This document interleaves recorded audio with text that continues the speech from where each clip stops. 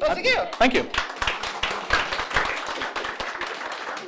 Okay, so I'm ready, and this Pecha Kucha is in English, so I hope you follow me. Okay, so some 10 years ago I was challenged by life. My newborn daughter was diagnosed with leukemia, and after 8 months of medical treatment we were told that there was nothing more the doctors could do. So yet we didn't give up, and neither did she. As we are both scientists, we wanted to know if all possibilities were tested, and as parents we didn't value how she got well. And we took the most powerful decision I've ever taken. We chose life when everybody else supposed death. And late one night in a telephone call with a woman on the other side of the Atlantic Ocean, I had my life's biggest insight. The future isn't something that we should learn to face. It is something we create. And I was actually furious about that no one had told me this, neither in my childhood nor in school. And worse, the story I had been told wasn't capable to explain what I just experienced. And I experienced that our decisions form our perception, and that perception creates reality. What do we say about this glass of water? Is it half full? Is it half empty? We even define people based on it, but the thing is, it is full all the time, but of different stuff. As a kid, I was told that measuring knowledge, that was the most important thing. Then I realized that I needed experience and relations to connect the dots. And now on forward, I would say we need to look at the world with new eyes and connect the dots intentionally. Our world are based on some fundamental assumptions, even if they are seen as truths. Yeah, you all know it. The law of the jungle. Eat or be eaten.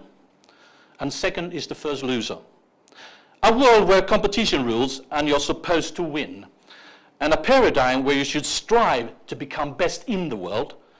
A worldview described by the machine metaphor. A metaphor for efficiency and power, a machine where you have to put something in to get something out. Our organizations are designed on it, our medicine is based on it, and our educational system teaches it. We educate in batches, and the sorting is data production. We organize in hierarchical structures, decisions are taken top down, and as a society measure economical success, and we optimize on a horizon of 3 to 4 months. The complex system called life, it is now reduced into parts. We are even seen as individuals reduced to production factors and human capital. And in the machine world, we are separated from the environment. The environment is something outside us, it's something else than us. And the story is that whatever happens in the world, or even in the world, it is nothing that we can do anything about. This means that when we deforest the Amazonas, we take a bite of the world and we get fat. But what really happens is that when we break the world, we lose ourselves. And then we have to save up the planet and find ourselves again. But what if we instead can heal the world and ourselves?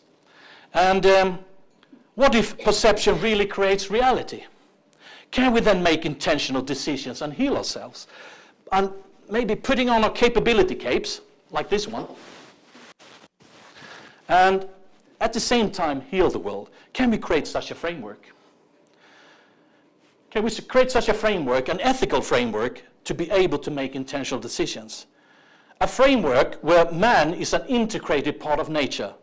A framework where the time horizon is 3 to 4 generations. A framework where we can all be best for the world.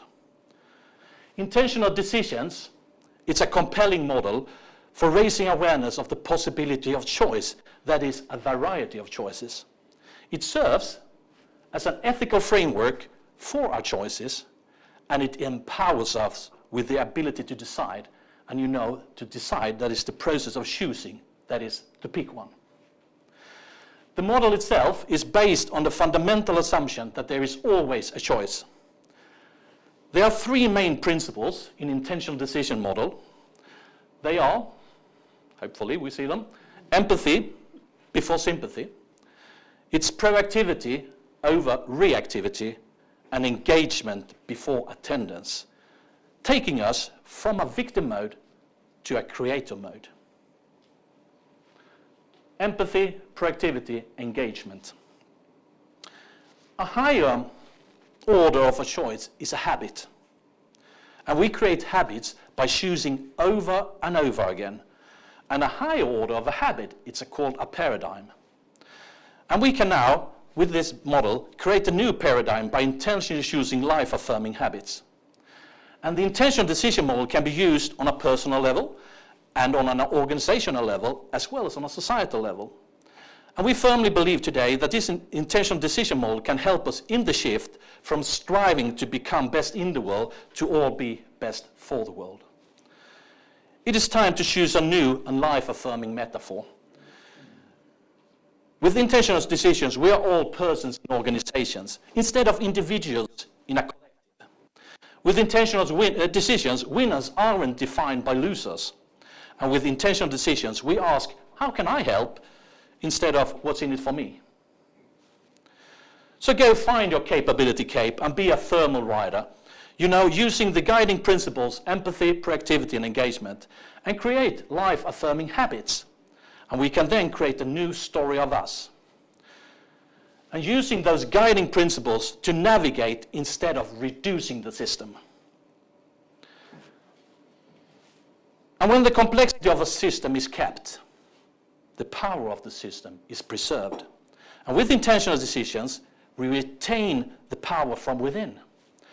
And with intentional decisions, we create our future together.